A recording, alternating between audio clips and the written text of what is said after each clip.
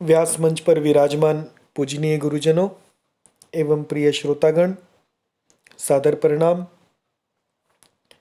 राजा जनक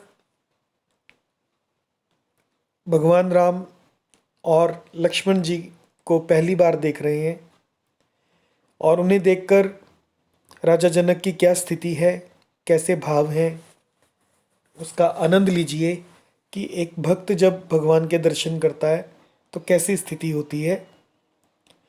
मुनि तव चरण देखी कहराऊ, कही न सकऊं निज पुण्य प्रभाऊ। सुंदर श्याम गौर दो भ्राता, आनंद हूँ के आनंद दाता।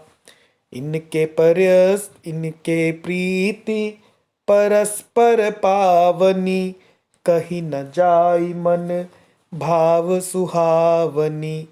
सुनहु नाथ कह मुदित विदेहु, ब्रह्म जीव इव सहज सनेहु।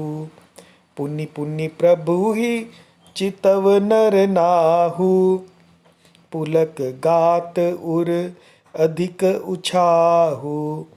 मुनि ही प्रशंसी नाई पद सीसु, चले उलवाई नगर अवनीसु। सुंदर सदनु सुखद सब काला, तहाँ बासुले दीन भुआला।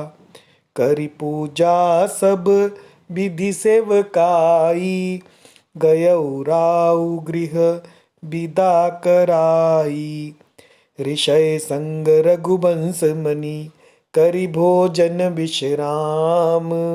बैठे प्रभु भ्राता सहित, दिवस रहा भरि जाम। मुनि तव चरण देखी कह राउ।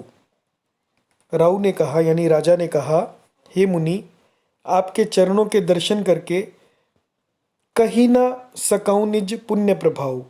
मैं अपने पुण्य प्रभाव कह नहीं सकता कि मेरे कितने बड़े पुण्य हैं जो मुझे आज आपके चरणों के दर्शन हुए। सुंदर श्याम गौर दो भ्राता, अब उनका ध्यान फिर भगवान की तरफ जा रहा है। ये सुंदर श्याम और गौर वर्ण के दोनों भाई आनंद हूं के आनंद दाता, आनंद को भी आनंद देने वाले हैं। इनके प्रीति परस्पर पावनी, इनकी आपस की जो प्रीति है, जो परस्पर प्रीति है, वो बड़ी ही पवित्र, पावनी यानी पवित्र है। कहीं न जाई मन भाव सुहावनी, वह मन को बहुत भाती है, सुहावनी है, पर वाणी से कहीं नहीं जा सकती। सुनहु नाथ कह मुदित विदेहु, विदेह जनक जी आनंदित होकर कहते हैं, सुनहु नाथ, हे नाथ सुनिए।